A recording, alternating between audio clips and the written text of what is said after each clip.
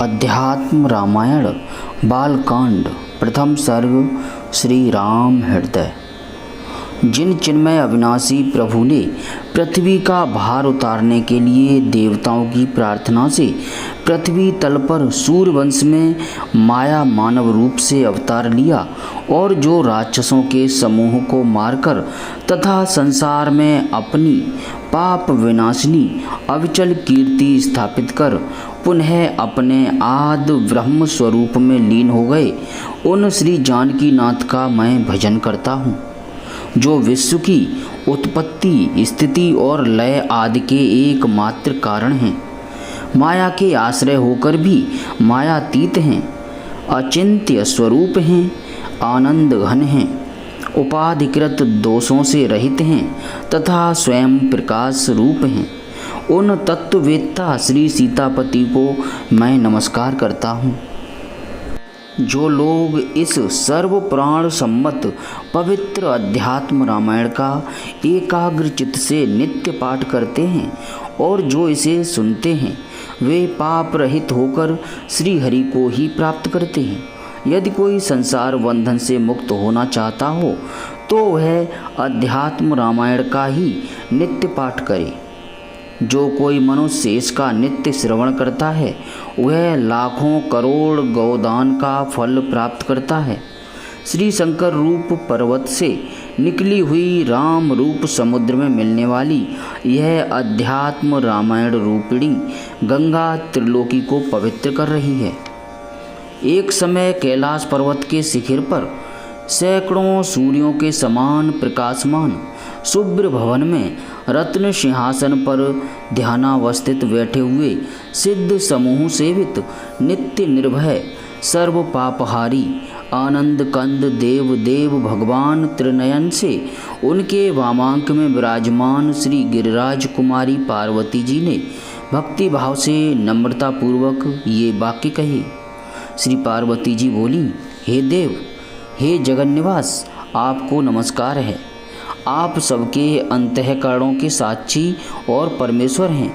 मैं आपसे श्री पुरुषोत्तम भगवान का सनातन तत्व पूछना चाहती हूँ, क्योंकि आप भी सनातन हैं। महान भाव लोग जो अत्यंत गोपनीय विषय होता है तथा अन्य किसी से कहने योग्य नहीं होता, उसे भी अपने भक्तजनों से कह देते हैं।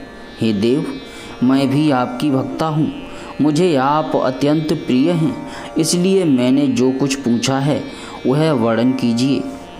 जिस ज्ञान के द्वारा मनुष्य संसार समुद्र से पार हो जाते हैं, उस भक्ति और वैराग्य से परिपूर्ण प्रकाशमय आत्मज्ञान का वर्णन आप विज्ञान सहित इस प्रकार स्वल्प शब्दों में कीजिए, जिससे मैं स्त्री होने पर भी आपके वचनों को सहज ही समझ सकूं। हे कमल नयन, मैं एक परम गुहाय रहस्य आपसे और पूछती हूँ, कृपया आप पहले उसे ही वर्णन करें। यह तो प्रसिद्ध ही है कि अखिल लोकसार श्री रामचंद्र जी की विशुद्ध भक्ति संसार सागर को तरने के लिए सुदृढ़ नौका है। संसार से मुक्त होने के लिए भक्ति ही प्रसिद्ध उपाय है, उससे श्रेष्ठ और कोई साधन भी नहीं है। तथापि आप अपने विशुद्ध वचनों से मेरे हृदय की संशय ग्रंथि का छेदन कीजिए। प्रमाद रहित सिद्धगण श्री रामचंद्र जी को परम अद्वितीय सबके आदि कारण और प्रकृति के गुण प्रवाह से परे बतलाते हैं तथा वे अहरनिश उनका भजन करके परम पद भी प्राप्त करते हैं। परंतु कोई कोई कहते हैं कि राम पर ब्रह्म होने पर भी अपनी माया से आवृत हो जाने के कारण अपने आत्म स्वरूप को नहीं जानते थे, इसलिए अन्य अर्थात वशिष्ठ आदि के उपदेश से उन्होंने आत्म तत्व को जाना। अतः मैं पूछती हूँ कि यदि वे आत्म तत्व को जानते थे तो उन परमात्मा ने सीता के लिए इतना विलाप क्यों किया, और यदि उन्हें आत्मज्ञान नहीं था तो वे अन्य सामान्य जीवों के समान ही हुए, फिर उनका भजन क्यों किया जाना चाहिए। इस विषय में आपका क्या विचार है, सो ऐसे वाक्यों में कहिए जिससे मेरा संदेह निवृत्त हो जाए। श्री महादेव जी बोले, देवी तुम धन्य हो, तुम परमात्मा की परम भक्त हो, जो तुम्हें राम का तत्व जानने की इच्छा हुई है। इससे पूर्व इस परम गूढ़ रहस्य का वर्णन करने के लिए मुझसे और किसी ने कभी नहीं कहा। आज तुमने मुझसे भक्तिपूर्वक प्रश्न किया है, इसलिए मैं श्री रघुवीर जी की वंदना कर तुम्हारे प्रश्न का उत्तर देता हूँ। श्री रामचंद्र जी निसंदेह प्रकृति से परे परमात्मा, अनादि आनंद घन, अद्वितीय और पुरुषोत्तम हैं, जो अपनी माया से ही इस संपूर्ण जगत को रचकर इसके बाहर भीतर सब और आकाश के समान व्याप्त हैं, तथा जो आत्मा रूप से सबके अंतःकरण में स्थित हुए अपनी माया से इस विश्व को परिचालित कर रहे हैं। चुंबक के निकट होने से जिस प्रकार जड़ लोहे में गति उत्पन्न हो जाती है, उसी प्रकार जिनकी सन्निधि मात्र से यह विश्व सदा सब ओर भ्रमता रहता है, उन परमात्मा राम को, जिनका हृदय आत्मा के अज्ञान से ढका हुआ है, वे मूढ़ जन नहीं जान सकते। वे मूढ़ उन मायातीत शुद्ध बुद्ध परमात्मा में भी अपने अज्ञान को आरोपित करते हैं, अर्थात उन्हें भी अपने समान ही अज्ञानी मानते हैं, तथा सर्वदा वे स्त्री पुत्र आदि में आसक्त रहने वाले पामर जीव बहुत से कर्मों में लगे रहकर संसार चक्र में ही पड़े रहते हैं। वे अज्ञजन अपने गले में पड़े हुए कंठे को न जानने के समान अपने ही हृदय में स्थित परमात्मा राम को नहीं जानते, इसलिए उनमें अज्ञान आदि का आरोप करते हैं। वास्तव में तो जिस प्रकार सूर्य में कभी अंधकार नहीं रहता, उसी प्रकार प्रकृति आदि से अतीत विशुद्ध विज्ञान घन ज्योति स्वरूप परमेश्वर परमात्मा राम में भी अविद्या नहीं रह सकती। और जिस प्रकार चक्कर लगाते समय मनुष्य को नेत्रों के घूमने से ग्रह आदि भी घूमते हुए प्रतीत होते हैं, उसी प्रकार लोग अपने देह और इंद्रिय रूप कर्ता के किए हुए कर्मों का आत्मा में आरोप करके मोहित हो जाते हैं। प्रकाश रूपता का कभी व्यभिचार न होने से जिस प्रकार सूर्य में रात दिन का भेद नहीं होता, वह सर्वदा एक समान प्रकाशमान रहता है, उसी प्रकार शुद्ध चेतन घन भगवान राम में ज्ञान और अज्ञान दोनों कैसे रह सकते हैं। अतएव परानंद स्वरूप विज्ञान घन अज्ञान साक्षी कमल नयन भगवान राम में अज्ञान का लेस भी नहीं है, क्योंकि वे माया के अधिष्ठान हैं, इसलिए वह उन्हें मोहित नहीं कर सकती। हे पार्वती, इस विषय में मैं तुम्हें सीता राम और हनुमान जी के मोक्ष का साधन रूप संवाद सुनाता हूँ, जो अत्यंत गोपनीय और परम दुर्लभ है। पूर्व काल में रामावतार के समय जब युद्ध प्रिय श्री रामचंद्र जी देवताओं के कंटक रूप रावण को संतान, सेना और वाहनों के सहित युद्ध में मारकर सीता, सुग्रीव और लक्ष्मण के सहित हनुमान आदि वानरों से घिरे हुए अयोध्यापुरी में आए और वहां आकर राज्याभिषेक होने पर वशिष्ठ आदि महात्माओं से घिरकर करोड़ों सूर्यों की प्रभा धारण कर जब सिंहासन पर विराजमान हुए, उस समय जो सेवा के समस्त कार्य कर चुका है और उनका कोई बदला नहीं चाहता, ऐसे भोगेच्छा रहित महामती हनुमान जी को ज्ञानाभिलाष से अपने सम्मुख हाथ जोड़े खड़े देखकर श्री रामचंद्र जी ने सीता जी से ऐसा कहा, सीते, यह हनुमान हम दोनों में अत्यंत भक्ति रखता है, इसलिए यह निष्पाप है और ज्ञान का सुयोग्य पात्र है, अतः तुम इसे मेरे तत्व का उपदेश करो। तब लोक विमोहिनी जनक नंदिनी सीता जी श्री रामचंद्र जी से बहुत अच्छा कहकर शरणागत हनुमान जी को भगवान राम का निश्चित तत्व बताने लगी। सीता जी ने कहा, वत्स हनुमान, तुम राम को साक्षात अद्वितीय सच्चिदानंद घन पर ब्रह्म समझो। ये निसंदेह समस्त उपाधियों से रहित सत्ता मात्र मन तथा इंद्रियों के अविषय आनंद घन निर्मल शांत निर्विकार निरंजन सर्वव्यापक स्वयं प्रकाश और पापहीन परमात्मा ही हैं और मुझे संसार की उत्पत्ति स्थिति और अंत करने वाली मूल प्रकृति जानो। मैं ही निरालस्य होकर इनकी सन्निधि मात्र से इस विश्व की रचना किया करती हूँ। तो भी इनकी सन्निधि मात्र से की हुई मेरी रचना को बुद्धिहीन लोग इनमें आरोपित कर लेते हैं। अतएव अयोध्यापुरी में अत्यंत पवित्र रघुकुल में इनका जन्म लेना, फिर विश्वामित्र जी की सहायता करना, उनके यज्ञ की रक्षा करना, अहल्या को शाप मुक्त करना, श्री महादेव जी के धनुष को तोड़ना, तत्पश्चात मेरा पाण ग्रहण करना, परशुराम जी का गर्व खंडन करना तथा 12 वर्ष तक मेरे साथ अयोध्यापुरी में रहना, फिर दंडकारण्य में जाना, विराध का वध करना, माया मृग रूप मरीच का मारा जाना, मायामयी सीता का हरा जाना, तदनंतर जटायु और कबंध का मुक्त होना, सबरी द्वारा भगवान का पूजित होना और सुग्रीव से मित्रता होना, फिर बाली का वध करना, सीता जी की खोज करना, समुद्र का पुल बंधवाना और लंकापुरी को घेर लेना तथा पुत्रों के सहित दुरात्मा रावण को युद्ध में मारना एवं विभीषण को लंका का राज्य देकर पुष्पक विमान द्वारा मेरे साथ अयोध्या लौट आना, फिर श्री राम जी का राज्यपद पर अभिषिक्त होना इत्यादि समस्त कर्म यद्यपि मेरे ही किए हुए हैं, तो भी अज्ञानी लोग उन्हें इन निर्विकार सर्वात्मा भगवान राम में आरोपित करते हैं। ये राम तो वास्तव में न चलते हैं, न ठहरते हैं, न शोक करते हैं, न इच्छा करते हैं, न त्यागते हैं और न कोई अन्य क्रिया ही करते हैं। ये आनंद स्वरूप अविचल और परिणामहीन हैं। केवल माया के गुणों से व्याप्त होने के कारण ही ये वैसे प्रतीत होते हैं। तदनंतर श्री रामचंद्र जी ने सम्मुख खड़े हुए पवन पुत्र हनुमान से स्वयं कहा, मैं तुम्हें आत्मा, अनात्मा और परमात्मा का तत्व बताता हूँ, सावधान होकर सुनो।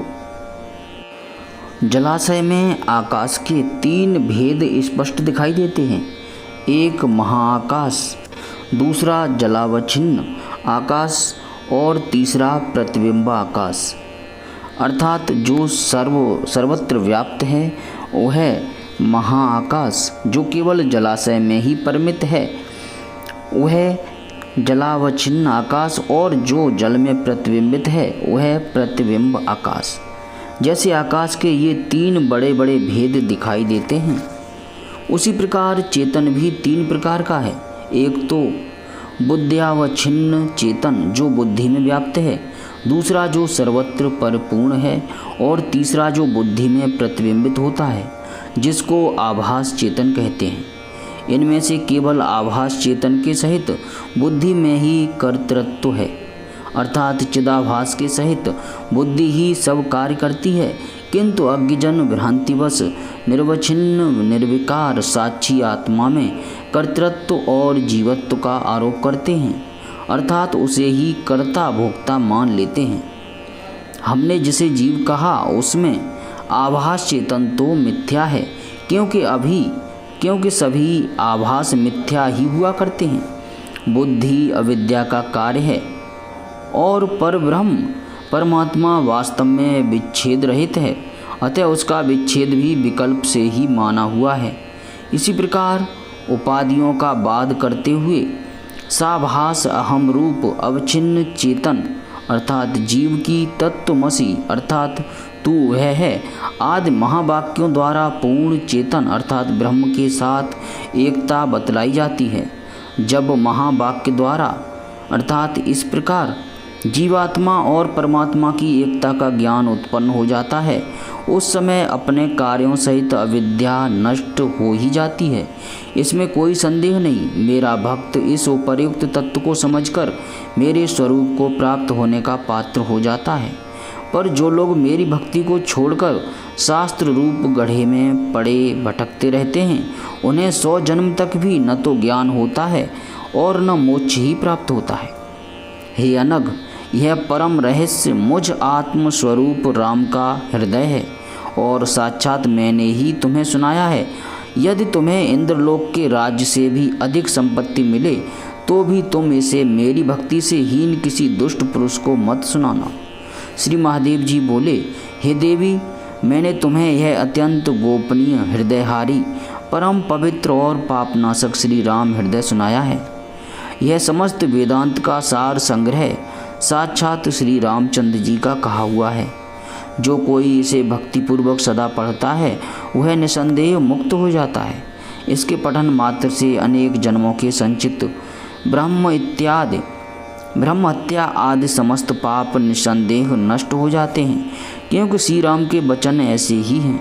जो कोई अत्यंत भ्रष्ट, अतिशय पापी, पर धन और पर स्त्रियों में सदा प्रवृत्त रहने वाला, चोर, ब्रह्म हत्यारा, माता पिता का वध करने में लगा हुआ और योगी जनों का अहित करने वाला मनुष्य भी श्री रामचंद्र जी का पूजन कर इस श्री राम हृदय का भक्तिपूर्वक पाठ करता है, वह समस्त देवताओं के पूज्य उस परम पद को प्राप्त होता है जो योगी राजों को भी परम दुर्लभ है। अध्यात्म रामायण बालकांड प्रथम सर्ग श्री राम हृदय उमा महेश्वरी संवाद संपन्न। अध्यात्म रामायण बालकांड द्वितीय सर्ग।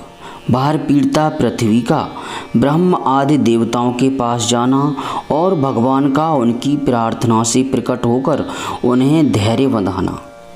पार्वती जी बोली, हे जगत प्रभु, आपकी कृपा से अनुग्रहित होकर मैं धन्य और कृतकृत्य हो गई तथा मेरी कठिन संदेह ग्रंथि टूट गई। हे देव, आपके मुख से चूते हुए भाव भयहारी राम तत्व रूप अमृतमय रसायन का पान करते करते मेरा मन तृप्त नहीं होता। मैंने आपके मुख से श्री रामचंद्र जी की कथा संक्षेप से सुनी। अब मैं उसे स्पष्ट शब्दों में विस्तार पूर्वक सुनना चाहती हूँ। श्री महादेव जी बोले, हे देवी सुनो, मैं तुम्हें गुहे से भी गुहे महान अध्यात्म रामायण सुनाता हूँ, जो पहले मुझे श्री रामचंद्र जी ने ही सुनाई थी। अब मैं तुम्हें वह तापत्रयहारी अध्यात्म रामायण सुनाता हूँ। सावधान होकर सुनो, जिसके सुनने से जीव अज्ञान जन्य महाभय से छूट जाता है और परम ऐश्वर्य, दीर्घ आयु तथा पुत्र पौत्र आदि प्राप्त करता है। एक बार रावण आदि राक्षसों के भार से व्यथित हो पृथ्वी गौ का रूप धारण कर देवता और मुनिजनों के सहित श्री ब्रह्मा जी के लोक को गई। वहां पहुंचकर उसने रोते हुए अपने पर पड़ा हुआ सारा दुख ब्रह्मा जी से कहा। तब ब्रह्मा जी ने एक मुहूर्त तक ध्यानस्थ हो अपने मन में उसकी दुख निवृत्ति का संपूर्ण उपाय जान लिया, क्योंकि वे सर्वांतर्यामी हैं। तत्पश्चात वहाँ से समस्त देवताओं के सहित श्री ब्रह्मा जी पृथ्वी को साथ लेकर क्षीर सागर के तट पर गए और वहाँ उन्होंने अत्यंत निर्मल आनंद अश्रुओं से परिप्लुत हो अखिल लोक अंतर्यामी अजर सर्वज्ञ भगवान हरि की अति निर्मल भक्ति युक्त गदगद वाणी से श्रुति सिद्ध विमल पदों द्वारा और प्राणोक्त स्तोत्रों द्वारा स्तुति की। तब सहस्त्रों दैदीप्यमान सूर्यों के समान प्रभाशाली भगवान हरि अपने तेज से सब दिशाओं के अंधकार को दूर करते हुए पूर्व दिशा में प्रकट हुए। पुण्यहीन पुरुषों के लिए अत्यंत दुर्दर्शनीय भगवान हरि को उनके अमित तेज के कारण ब्रह्मा जी ने भी बड़ी कठिनता से देख पाया। इंद्रनील मणि के समान उनका तेजोमय श्याम वर्ण था, मुख पर मधुर मुस्कान थी और कमल के समान विशाल और मनोहर नेत्र थे। वे किरीट, हार, केयूर, कुंडल और कटक आदि आभूषणों से सुशोभित तथा श्रीवत्स और कौस्तुभमणि की प्रभा से युक्त थे। उन्हें स्तुति करते हुए सनकादि पार्षद चारों ओर से घेरे हुए थे और उनकी शंख, चक्र, गदा, पद तथा वनमाला से अपूर्व शोभा हो रही थी।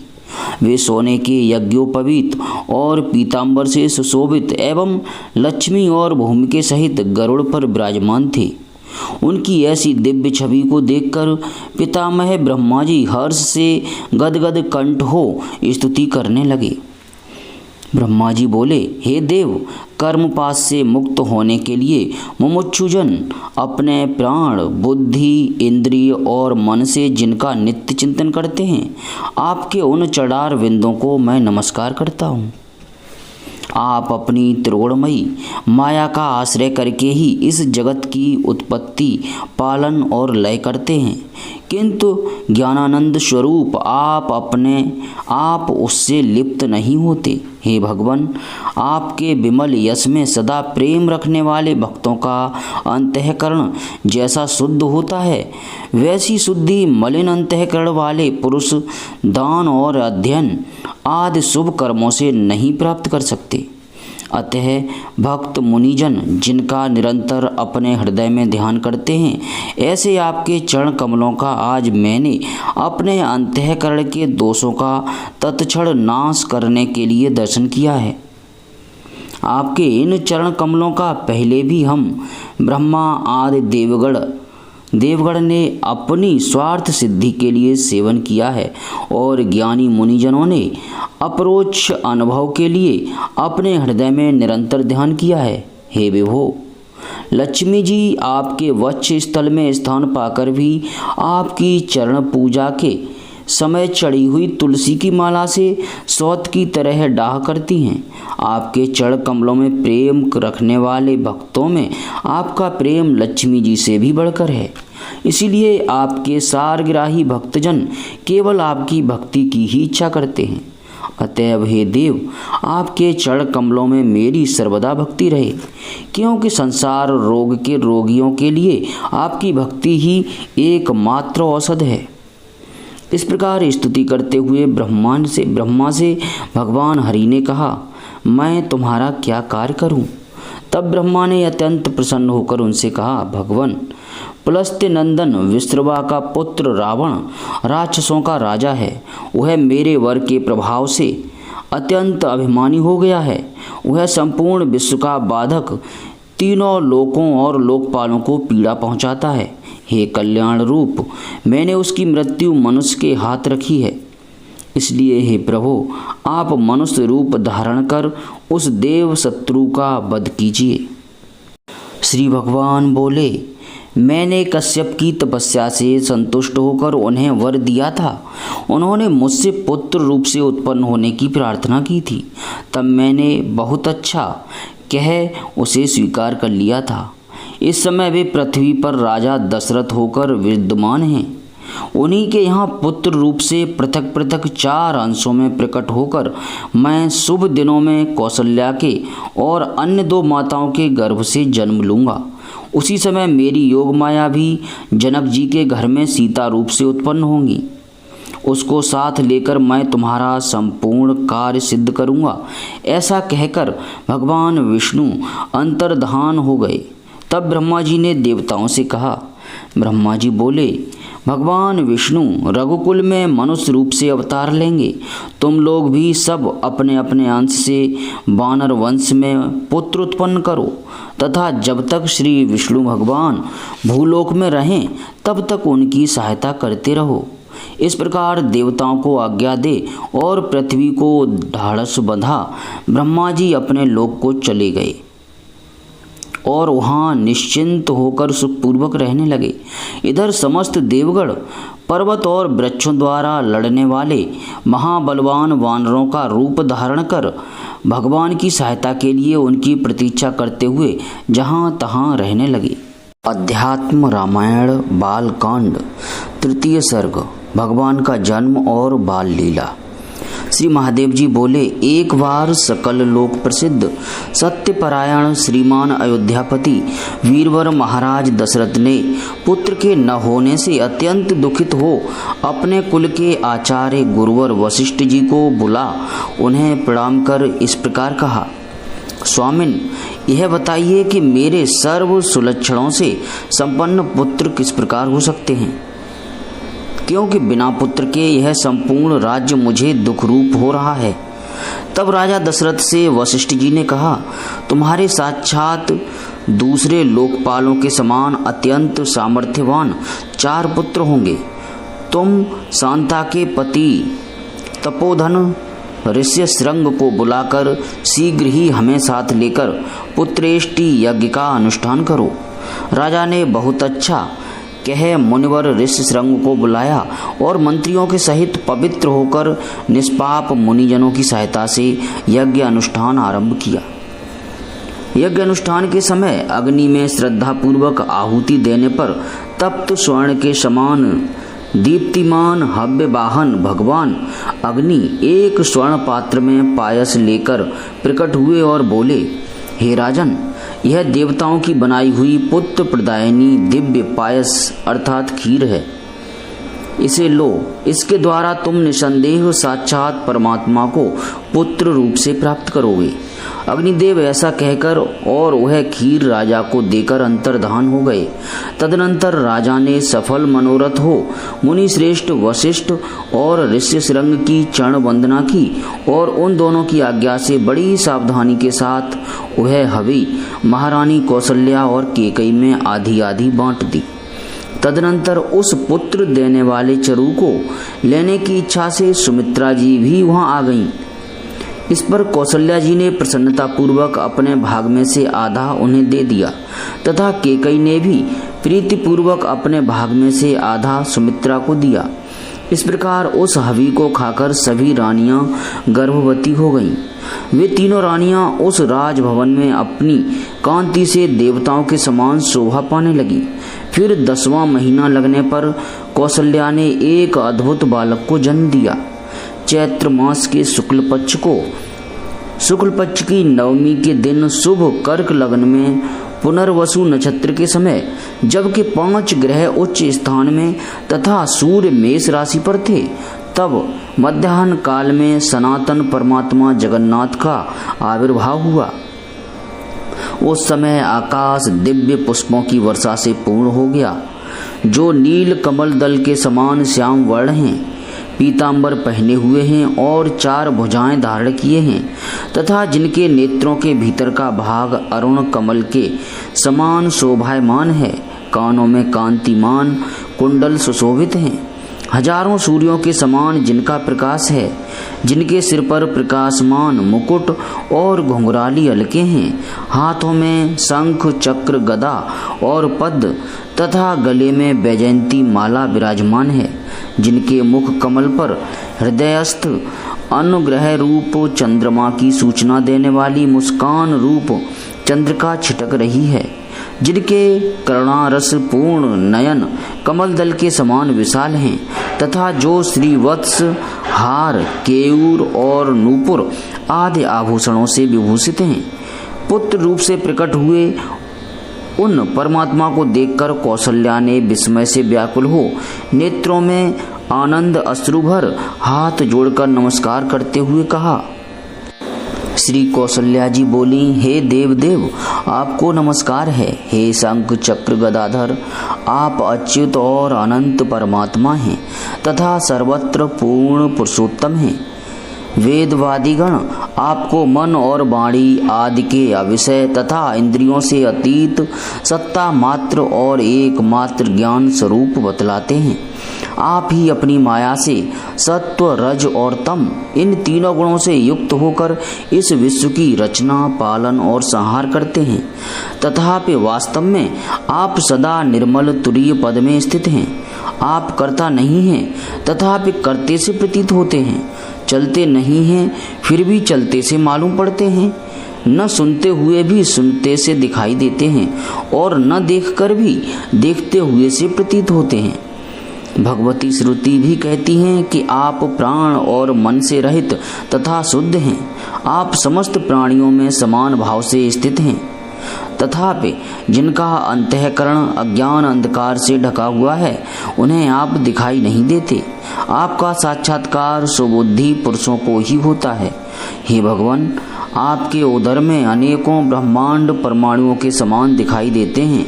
तथापि आपने मेरे पेट से जन्म लिया, ऐसा जो आप लोगों में प्रकट कर रहे हैं। इससे मैंने आज आपकी भक्त वत्सलता देख ली। हे प्रभु, मैं आपकी माया से मोहित होकर संसार सागर में डूबी हुई पति पुत्र और धन आदि के फेर में पड़ रही थी। आज परम सौभाग्यवश आपके चरण कमलों की शरण में आई हूँ। हे देव, आपकी यह मनोहर मूर्ति सदा मेरे हृदय में विराजमान रहे और आपकी विश्व विमोहिनी माया मुझे न व्यापे। हे विश्वात्मन, अपने इस अलौकिक रूप का उपसंहार कीजिए और परम आनंददायक सुकोमल बाल रूप धारण कीजिए, जिसके अति सुखद आलिंगन और संभाषण आदि से मैं घोर अज्ञान अंधकार को पार कर जाऊंगी। श्री भगवान बोले, हे माते, आप जो जो चाहती हैं वही हो, उसके विरुद्ध कुछ भी न हो। पूर्व काल में मुझसे पृथ्वी का भार उतारने के लिए ब्रह्मा ने प्रार्थना की थी, अतः रावण आदि निशाचरों को मारने के लिए ही मैंने मनुष्य रूप से अवतार लिया है। हे अनिंदिते, दशरथ जी के सहित तुमने भी मुझे पुत्र रूप से प्राप्त करने की इच्छा से तपस्या करते हुए मेरी आराधना की थी। उसी को मैंने इस समय प्रकट होकर पूर्ण किया है। तुमने अपनी पूर्व तपस्या के फल से मेरा यह दिव्य रूप देखा है। मेरा दर्शन मोक्ष पद देने वाला होता है। पुण्यहीन जनों के लिए इसका दर्शन अत्यंत दुर्लभ है। जो व्यक्ति हमारे इस संवाद को पढ़ेगा या सुनेगा वह मेरे सारूप्य मुक्ति अर्थात समान रूपता प्राप्त करेगा और मरण काल में उसे मेरी स्मृति बनी रहेगी। माता से इस प्रकार कह भगवान बाल रूप होकर रोने लगे। उनका बाल रूप भी इंद्र नीलमणि के समान श्याम वर्ण, बड़े बड़े नेत्रों वाला और अति सुंदर था। वह प्रभातकालीन बाल सूर्य के समान अरुण ज्योतिर्मय था। भगवान ने अवतरित होकर उस सुमनोहर बाल रूप से सभी लोकपालों को परमानंदित कर दिया। तत्पश्चात जब महाराज दशरथ जी ने पुत्र उत्पत्ति रूप उत्सव का शुभ समाचार सुना तो वे मानो आनंद समुद्र में डूब गए और गुरु वशिष्ठ जी के साथ राजभवन में आए। वहां आकर कमल नयन राम को देखकर वे आनंद अश्रुओं से पूर्ण हो गए और गुरुजी द्वारा उनके जात कर्म आदि आवश्यक संस्कार कराए। तदनंतर कमल नयनी केकई से भरत जी का जन्म हुआ और सुमित्रा से पूर्ण चंद्र के समान मुख वाले 2 यमज बालक उत्पन्न हुए। उस समय महाराज दशरथ ने अति उत्साह पूर्वक सहस्त्रों ग्राम, बहुत सा स्वर्ण, अनेक रत्न, नाना प्रकार के वस्त्र और शुभ लक्षणों वाली अनेकों गौएं ब्राह्मणों को दी। विज्ञान के द्वारा अज्ञान के नष्ट हो जाने पर मुनिजन जिनमें रमण करते हैं अथवा जो अपनी सुंदरता से भक्तजनों के चित्तों को रमाते अर्थात आनंदमय करते हैं, उनका नाम गुरु वशिष्ठ जी ने राम रखा। इसी प्रकार गुरु जी ने संसार का पोषण करने वाला होने से दूसरे पुत्र का नाम भरत, समस्त सुलक्षण संपन्न होने से तीसरे का नाम लक्ष्मण और शत्रुओं का घातक होने से चौथे पुत्र का नाम शत्रुघ्न रखा। कौशल्या और कैकेयी के दिए हुए पाए सांसों के अनुसार लक्ष्मण जी रामचंद्र जी के और शत्रुघ्न जी भरत जी के जोड़ीदार होकर रहने लगे। लक्ष्मण जी के साथ विचरते हुए श्री रामचंद्र जी अपनी बाल लीलाओं, चेष्टाओं और भोली भाली बातों से माता पिता को आनंदित करने लगे। जिसके ललाट पर मोतियों से सजाया हुआ दैदीप्यमान स्वर्णमय अश्वत्थ पत्र अर्थात पीपल का पत्ता तथा गले में रत्न और मणि समूह के साथ बीच बीच में व्याघ्र नख सजाकर गूंथी हुई लड़ियां सुशोभित हैं। कानों में अर्जुन वृक्ष के कच्चे फलों के समान रत्न जटित स्वर्ण के आभूषण लटक रहे हैं तथा जो झनकारते हुए मणिमय नूपुर स्वर्ण मेखला और बाजूबंद से विभूषित हैं। उस इंद्रनील मणि की सी आभा वाले तथा स्वल्प दांतों से युक्त मुस्काते हुए मुख वाले बालक को राजभवन के आंगन में बछड़े के पीछे पीछे सब ओर बाल गति से दौड़ते देख महाराज दशरथ और माता कौशल्या अति आनंदित होते थे। जिस समय महाराज भोजन करने बैठते तो राम ऐसा कहकर अति हर्ष और प्रेम पूर्वक उन्हें बारंबार बुलाते। जब खेल में लगे रहने के कारण वे न आते तो वे कौशल्या से इसे पकड़ ला ऐसा कहकर उन्हें लाने के लिए कहते। किंतु जो योगी जनों के चित्त के एकमात्र आश्रय हैं, ऐसे पुत्र को कौशल्या जी हंसकर दौड़ती हुई भी न पकड़ पाती। उस समय माता को थकी देखकर वे स्वयं ही कीच में सने हुए हाथों से हंसते हंसते वहां आ जाते और एक आध गिलास खाकर फिर भाग जाते। माता कौशल्या राम को भली प्रकार वस्त्र आभूषण पहनाकर प्रतिमास नाना प्रकार की मिठाई बनाकर उत्सव मनाया करती थी और वर्षगांठ के दिन भी पुआ, लड्डू, जलेबी, कचौड़ी आदि विविध व्यंजन बनाकर उत्सव मनाती थी। राम की चपलता के कारण कौशल्या ने घर का काम करना छोड़ दिया था। एक दिन राम जी माता के पास गए और कहा, माता मुझे कुछ खाने को दे, किंतु काम में लगी होने से माता ने सुना नहीं।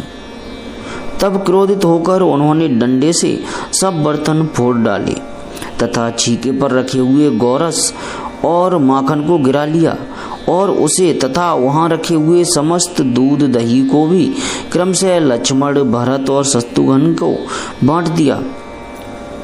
तब रसोइयों ने जाकर माता कौशल्या से कहा। वह हंसती हुई पकड़ने को दौड़ी।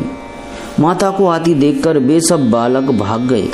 माता कौशल्या भी उनके पीछे दौड़ी, किंतु वे पग पग पर फिसलने लगी। अंत में उन्होंने राम को पकड़ लिया, किंतु कहा कुछ भी नहीं। उस समय राम जी बाल भाव से धीरे धीरे रोने लगे। तब उन सबको भयभीत देखकर माता ने उन्हें बड़े प्रेम से हृदय लगाकर प्यार किया। इस प्रकार जगद आनंद कारक आनंद घन भगवान राम मायामय रूप धारण कर राज दंपति दशरथ और कौशल्या को आनंदित करने लगे। तदुपरांत कुछ काल बीतने पर उन चारों भाइयों ने कौमार अवस्था में प्रवेश किया।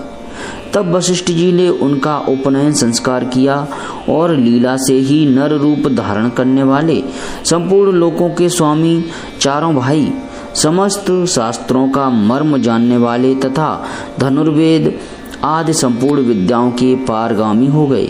उन सब भाइयों में लक्ष्मण जी सेव्य सेवक भाव से आदर पूर्वक सदा रामचंद्र जी का अनुगमन करते थे और उसी प्रकार शत्रुघ्न जी सदा भरत जी की सेवा में उपस्थित रहते थे। भगवान राम नित्य प्रति लक्ष्मण जी के सहित धनुष, बाण और तरकस धारण कर घोड़े पर सवार हो दुष्ट पशुओं को मारने के लिए वन को जाते और वहां उन सिंह, व्याघ्र आदि को मारकर उन सब की बात पिता को निवेदन करते।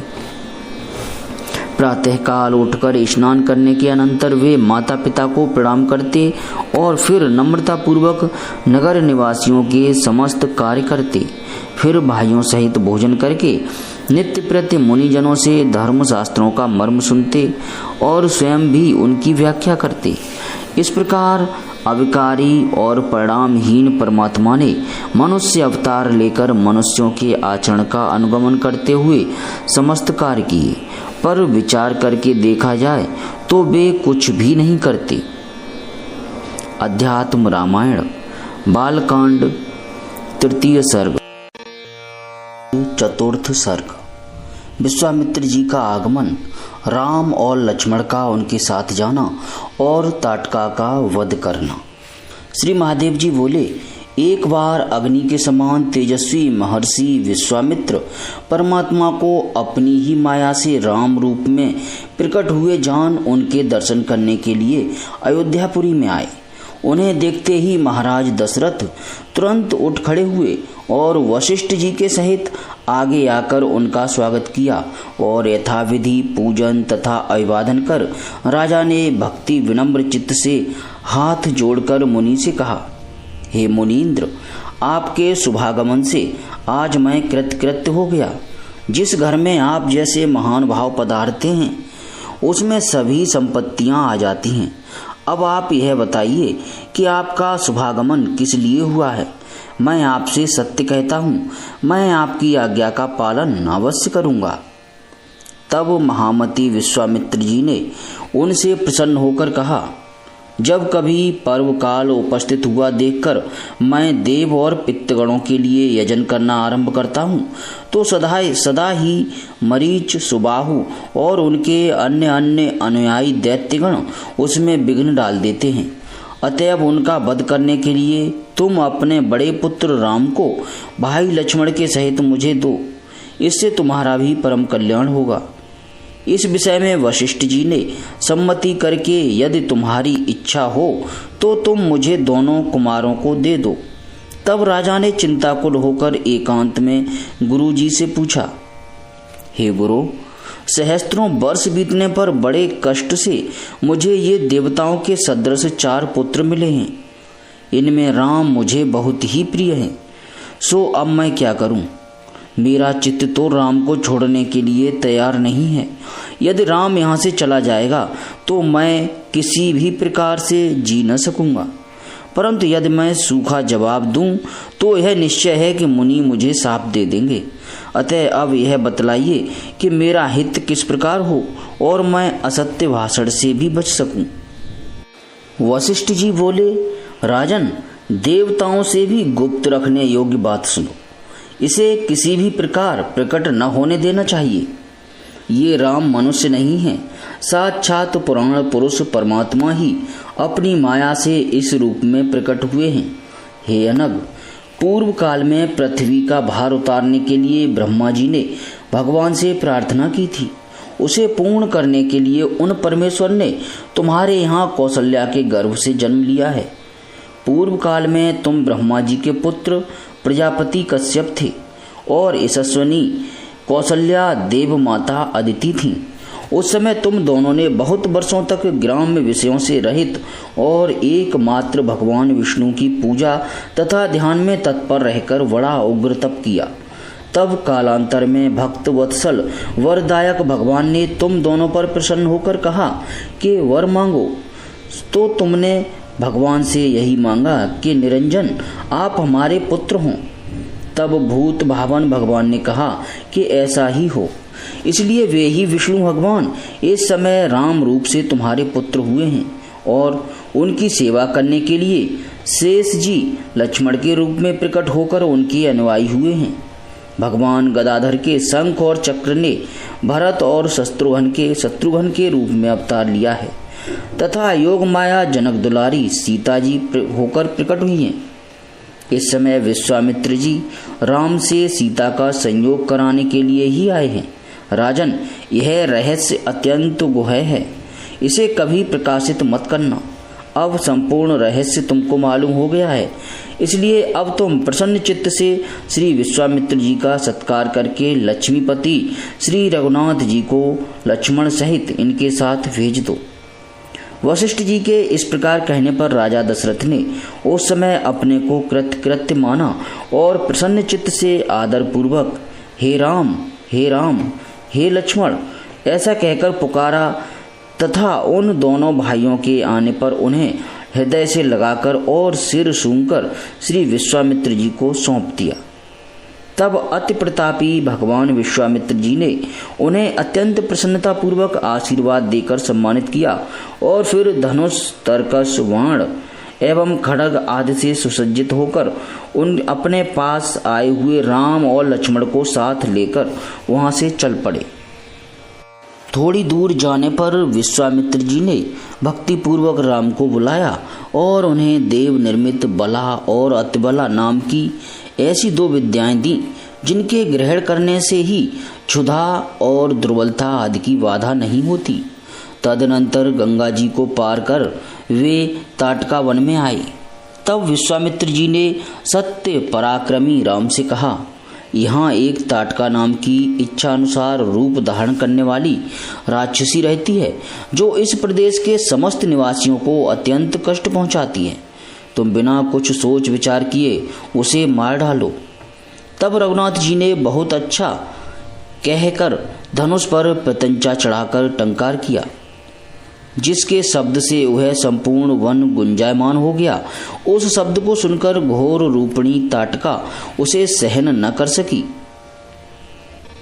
और क्रोध से पागल होकर मेघ के समान राम की ओर दौड़ी। भगवान राम ने तुरंत ही उसके वक्ष स्थल में एक बाण मारा, जिससे वह घोर राक्षसी बहुत सा रुधिर उगलती हुई उस वन में गिर पड़ी। फिर सापवश पिशाचता को प्राप्त हुई वह ताटका श्री रामचंद्र जी की कृपा से साप मुक्त होकर एक सर्वालंकार विभूषिता परम सुंदरी यक्षिणी हो गई तथा रामचंद्र जी की परिक्रमा करके उन्हें प्रणाम कर उनकी आज्ञा से स्वर्गलोक को चली गई।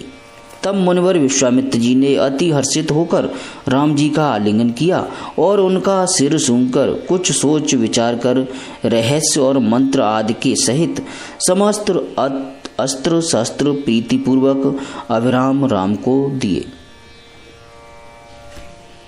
अध्यात्म रामायण बालकांड चतुर्थ सर्ग समाप्त। जय श्री राम। अध्यात्म रामायण बालकांड पंचम सर्ग मरीच और सुबाहु का दमन तथा अहिल्या उद्धार। श्री महादेव जी बोले, हे पार्वती, तदुपरांत विश्वामित्र जी के सहित वे दोनों भाई एक रात मुनिजन संकुलित अति सुंदर उस कामाश्रम नामक वन में रहकर प्रातः काल होते ही धीरे धीरे वहां से चले।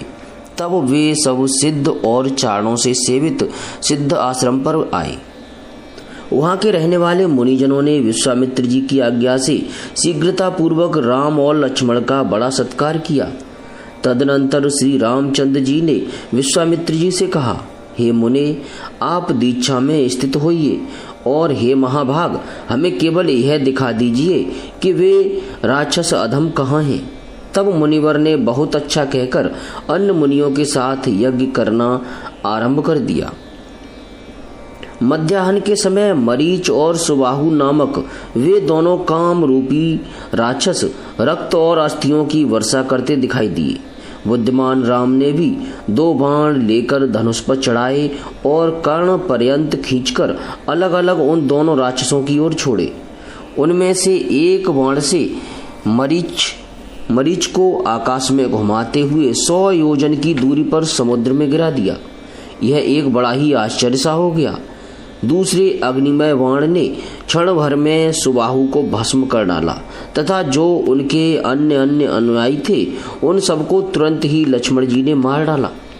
उस समय देवताओं ने लक्ष्मण जी के सहित श्री रघुनाथ जी पर फूल बरसाए और देव दुंदुभी आदि बाजों का घोष किया तथा सिद्ध और चारणगण उनकी स्तुति करने लगे। विश्वामित्र जी ने पूजनीय रघुनाथ जी का भली प्रकार पूजन किया और उन्हें गोद में ले नेत्रों में भक्ति पूर्वक प्रेमाश्रु भरकर गले लगा लिया। फिर भाई लक्ष्मण के सहित राम को पके फल आदि खिलाकर पुराण और इतिहास आदि की मधुर कथाएं सुनाते हुए 3 दिन बिताए। चौथा दिन आने पर विश्वामित्र जी ने राम से कहा, हे राम, महात्मा जानकी का बड़ा भारी यज्ञ देखने के लिए हम लोग जनकपुर चलेंगे। वहाँ श्री महादेव जी की जो धरोहर के रूप में धनुष रखा हुआ है वह बड़ा ही भारी धनुष है।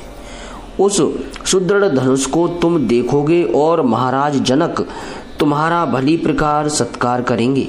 विश्वामित्र जी इस प्रकार कह मुनियों को और राम लक्ष्मण को साथ ले गंगा जी के निकट मुनि श्रेष्ठ गौतम जी के उस पवित्र आश्रम पर आए जो दिव्य और पवित्र फलों वाले वृक्षों से घिरा हुआ था और जहां अहिल्या तप कर रही थी। कमल नयन श्रीमान राम जी ने उस आश्रम को मृग पक्षी तथा नाना प्रकार के जीवों से रहित देख मुनिवर कौशिक से कहा, यह पत्र पुष्प और फल आदि से संपन्न तथा जीव शून्य महान आश्रम तो बड़ा सुंदर रमणीय और पवित्र दिख पड़ता है। किसका है भगवान? इसे देखकर मेरा चित्त अति आह्लादित हो रहा है। आप इसका सब वृत्तांत यथावत कहिए। श्री विश्वामित्र जी बोले, हे राम, इस आश्रम का पूर्व वृत्तांत सुनो। पहले इस आश्रम में जगत विख्यात धार्मिक श्रेष्ठ मुनिवर गौतम जी तपस्या द्वारा श्री हरि की आराधना करते हुए रहते थे। उनके ब्रह्मचर्य से संतुष्ट होकर भगवान ब्रह्मा जी ने उनकी सेवा के लिए उन्हें अहिल्या नाम की एक लोक सुंदरी सेवा परायणा कन्या दी और तापस प्रवर गौतम जी उस अहिल्या के साथ यहाँ रहने लगे। इधर देवराज इंद्र अहिल्या के रूप लावण्य पर मुग्ध होकर नित्य प्रत्य उसके साथ रमण करने का अवसर देखने लगे। एक दिन मुनिवर गौतम के बाहर चले जाने पर वह गौतम के रूप से अहिल्या के साथ रमण कर जल्दी से वहां से चलता बना। इसी समय मुनि भी वहां लौट आए। उसे अपना रूप धारण कर वहां से जाते देख गौतम मुनि ने अत्यंत कुपित होकर पूछा, रे दुष्ट आत्मन, रे अधम, मेरे रूप को धारण करने वाला तू कौन है? सच सच बता, नहीं तो मैं तुझे अभी भस्म कर दूंगा, इसमें संदेह न करना।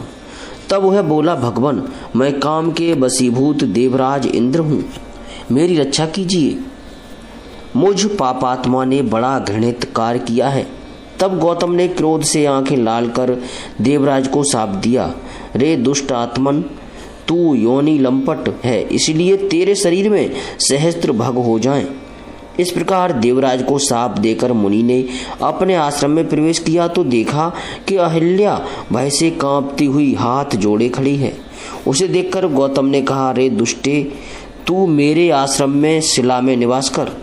यहाँ तू निराहार रहकर धूप, वायु और वर्षा आदि को सहन करती हुई दिन रात तपस्या कर और एकाग्र चित्त से हृदय में विराजमान परमात्मा राम का ध्यान कर। अब से यह मेरा आश्रम विविध प्रकार के जीव जंतुओं से रहित हो जाएगा। इसी प्रकार कई हजार वर्ष बीत जाने पर यहाँ दशरथ नंदन श्री रामचंद्र जी भाई लक्ष्मण के साथ आएंगे। जिस समय वे तेरी आश्रयभूत शिला पर अपने दोनों चरण रखेंगे, उसी समय तू पाप मुक्त हो जाएगी तथा भक्ति पूर्वक श्री रामचंद्र जी का पूजन कर उनकी परिक्रमा और नमस्कार पूर्वक स्तुति कर शाप से छूट जाएगी और फिर पूर्ववत मेरी सुख पूर्वक सेवा करने लगेगी। ऐसा कहकर महर्षि गौतम पर्वत श्रेष्ठ हिमालय पर चले गए। हे रघुश्रेष्ठ, उसी दिन से यह अहिल्या वायु भक्षण करती हुई कठोर तपस्या में स्थित हो आपके चरण रज के स्पर्श की कामना से आज तक प्राणियों से अलक्षिता रहकर अपने शुभ आश्रम में रहती है। हे राम, अब तुम ब्रह्मा जी की पुत्री गौतम पत्नी अहिल्या का उद्धार करो। मुनिवर विश्वामित्र जी ने ऐसा कह रघुनाथ जी का हाथ पकड़ उन्हें उग्र तप में स्थित अहिल्या को दिखलाया। तब श्री रामचंद्र जी ने अपने चरण से उस शिला को स्पर्श कर तपस्विनी अहिल्या को देखा। उसे देखकर भगवान राम ने मैं राम हूँ ऐसा कहकर प्रणाम किया।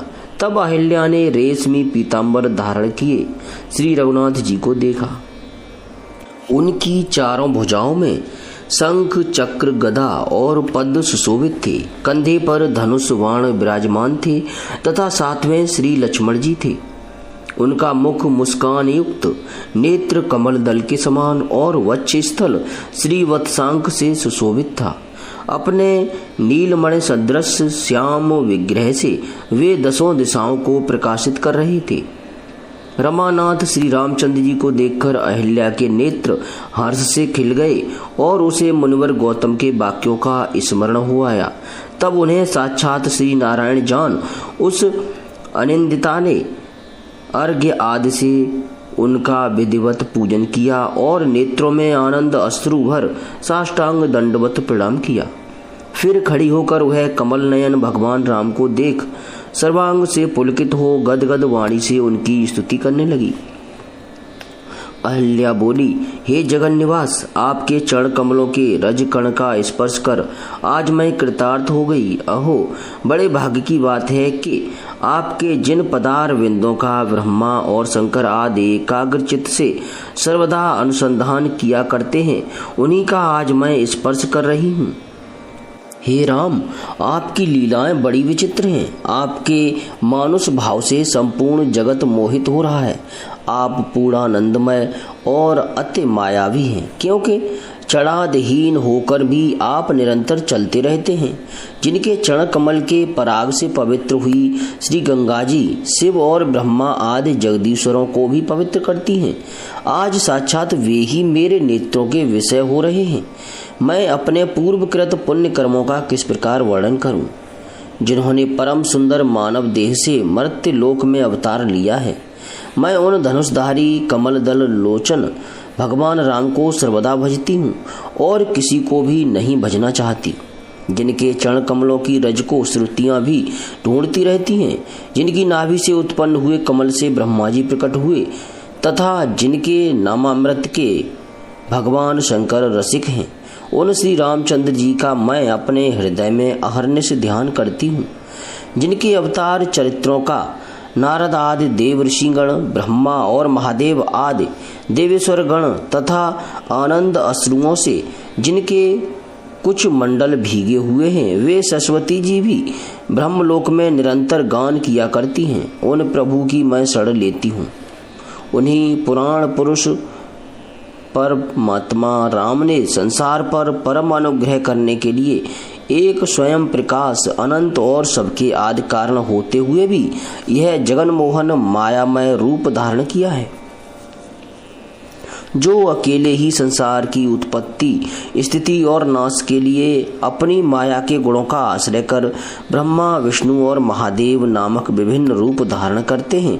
वे स्वतंत्र और परिपूर्ण आत्मा आप ही हैं। हे राम, आपके जिन चरण कमलों को श्री लक्ष्मी जी अपने वक्ष स्थल पर रखकर बड़े प्रेम से लाड लड़ाती हैं, जिन्होंने पूर्व काल में बलि बंधन के समय पर एक ही पग में संपूर्ण त्रिलोकी माप ली थी तथा अभिमानहीन मुनिजन जिनका निरंतर ध्यान किया करते हैं, उन आपके चरण कमलों को मैं नमस्कार करती हूँ। हे प्रभु, आप ही जगत के आदि कारण, आप ही जगत रूप और आप ही उसके आश्रय हैं तथा आप समस्त प्राणियों से पृथक हैं और अद्वितीय पर ब्रह्म रूप से प्रकाशमान हैं। हे राम, आप ओमकार के वाच्य हैं तथा आप ही वाणी के अगोचर परम पुरुष हैं। हे प्रभु, वाच्य वाचक अर्थात शब्द अर्थ भेद से आप ही संपूर्ण जगत रूप हैं। हे राम, आप अकेले ही बहु रूपमयी माया के आश्रय से कार्य कारण कर्तव्य फल और साधना के भेद से अनेक रूपों में भासमान हो रहे हैं। आपकी माया से जिनकी बुद्धि मोहित हो रही है, वे लोग आपका वास्तविक रूप नहीं जान सकते। आप मायापति परमेश्वर को वे मूढ़ जन साधारण मनुष्य समझते हैं। आप आकाश के समान बाहर भीतर सब ओर विराजमान निर्मल असंग अचल नित्य शुद्ध बुद्ध सत्य स्वरूप और अव्यय हैं। हे विभो, मैं मूढ़ और अज्ञानी स्त्री जात भला आपके तत्व को क्या जानूं। अतः हे राम, मैं अनन्य भाव से आपको सैकड़ों बार केवल नमस्कार ही करती हूँ। हे देव, मैं जहाँ कहीं भी रहूं वहीं सर्वदा आपके चरण कमलों में मेरी आसक्तिपूर्ण भक्ति बनी रहे। हे पुरुषोत्तम, आपको नमस्कार है। हे भक्तवत्सल, आपको नमस्कार है। हे ऋषिकेश, आपको नमस्कार है। हे नारायण, आपको बारंबार नमस्कार है। जो संसार के एकमात्र भय दूर करने वाले हैं, करोड़ों सूर्यों के समान प्रकाशमान हैं, कर कमलों में धनुष और बाण धारण किए हुए हैं, श्याम मेघ के समान आभा वाले हैं, स्वर्ण के समान पीत वस्त्र धारण किए हुए हैं, रत्न जटित कुंडलों से सुशोभित हैं तथा जिनके कमल दल के समान अति सुंदर विशाल नेत्र हैं, भाई लक्ष्मण सहित उन श्री रघुनाथ जी की मैं स्तुति करती हूँ। इस प्रकार सम्मुख खड़े हुए साक्षात परम पुरुष श्री रघुनाथ जी की स्तुति परिक्रमा और वंदना कर वह उनकी आज्ञा ले शीघ्र ही अपने पति के पास चली गई। जो पुरुष अहिल्या के किए हुए इस स्तोत्र को भक्ति पूर्वक पढ़ता है, वह समस्त पापों से मुक्त होकर पर ब्रह्म पद को प्राप्त कर लेता है। जो बंध्या स्त्री श्री रामचंद्र जी को हृदय में धारण कर पुत्र की कामना से इसका भक्ति पूर्वक पाठ करे तो 1 वर्ष में ही उसे श्रेष्ठ पुत्र प्राप्त हो सकता है तथा श्री रामचंद्र जी की कृपा से उसकी समस्त कामनाएं पूर्ण हो जाती हैं। ब्राह्मण का वध करने वाला, गुरु स्त्री से भोग करने वाला, चोर मद्यप, माता पिता और भाई की हिंसा करने वाला तथा निरंतर भोगासक्त रहने वाला पुरुष भी यदि अपने हृदय में विराजमान श्री रघुनाथ जी का भक्ति पूर्वक नित्य स्मरण करता है और उनका ध्यान करते हुए इस स्तोत्र का पाठ करता है तो मुक्त हो जाता है। फिर स्वधर्म परायण पुरुषों की तो बात ही क्या है। अध्यात्म रामायण बालकांड पंचम सर्ग समाप्त। जय श्री राम। अध्यात्म रामायण बालकांड षष्ठ सर्ग धनुर्भंग और विवाह। सूत जी बोले, तदनंतर विश्वामित्र जी ने लक्ष्मण के सहित श्री रामचंद्र जी से कहा, वत्स, अब हम महाराज जनक से पालित मिथिलापुरी को चलेंगे। वहाँ यज्ञोत्सव देखकर फिर तुम अयोध्यापुरी को लौट सकते हो। ऐसा कहे वे रघुनाथ जी के साथ गंगा जी पार करने के लिए तट पर आए। तब नाविक ने रघुनाथ जी को नाव पर चढ़ने से रोक दिया। नाविक बोला, हे नाथ, यह बात प्रसिद्ध है कि आपके चरणों में कोई मनुष्य बना देने वाला चूर्ण है, अर्थात आपने अभी शिला को स्त्री बना दिया। नाविक अहिल्या की बात कर रहा है। फिर शिला और काष्ठ में भेद ही क्या है? अतः नौका पर चढ़ाने से पूर्व मैं आपके चरण कमलों को धोऊंगा। इस प्रकार आपके चरणों को मल रहित करके मैं आपको श्री गंगा जी के उस पार ले चलूँगा। नहीं तो हे विभो, आपके चरण रज के स्पर्श से यदि मेरी नौका सुंदरी युवती हो गई तो मेरे कुटुंब की आजीविका ही मारी जाएगी। ऐसा कहकर केवट ने उनके चरण धोए और फिर गंगा जी के पार ले गया। वहाँ से राम और लक्ष्मण के सहित श्री विश्वामित्र जी मिथिलापुरी को चले। प्रातःकाल होते ही वे विदेह नगर में पहुंचकर ऋषियों के निवास स्थान में ठहर गए। उसी समय विश्वामित्र जी के आगमन की सूचना पाकर जनक जी अत्यंत प्रसन्नतापूर्वक पूजन सामग्री लिए अपने पुरोहित के साथ वहाँ आए और साष्टांग दंडवत कर उन्हें मुनिवर कौशिक की पूजा की। फिर साक्षात दूसरे सूर्य और चंद्रमा के समान अपने तेज से संपूर्ण दिशाओं को दीप्यमान करते हुए उन सर्व लक्षण संपन्न राजकुमारों को रघुकुमारों को देखकर पूछा, ये देवपुत्रों के समान दो नर शार्दूल किसके पुत्र हैं? ये मेरे हृदय में इस समय नर और नारायण के समान प्रीति उत्पन्न करते हैं। तब मुनिवर विश्वामित्र जी ने महाराज जनक को आनंदित करते हुए प्रसन्नतापूर्वक कहा, ये दोनों भाई राम और लक्ष्मण कौशल नरेश दशरथ जी के पुत्र हैं। मैं इन्हें अपने यज्ञ की रक्षा के लिए अयोध्या से ले आया था। मार्ग में आते समय मेरी प्रेरणा से इन अति पराक्रमी रघुनाथ जी ने एक ही बाण से विश्वघातिनी ताटका को मार डाला। फिर मेरे आश्रम में पहुंचकर मेरा यज्ञ विध्वंस करने वाले सुबाहु आदि राक्षसों को मार डाला तथा मरीच को समुद्र में फेंक दिया। तदनंतर ये गंगा तट पर महर्षि गौतम के पुनीत आश्रम में आए और वहाँ शिला रूप से स्थित गौतम पत्नी को देख अपने चरण कमल के स्पर्श से उसे मनुष्य रूप बना दिया। अहिल्या को देखकर राम जी ने उसे नमस्कार किया। फिर उससे भली प्रकार पूजा ग्रहण कर इस समय तुम्हारे यहाँ शंकर का धनुष देखने के लिए आए हैं। हमने सुना है उस धनुष की तुम्हारे यहाँ बड़ी पूजा होती है और सब राजा लोग उसे देख गए हैं।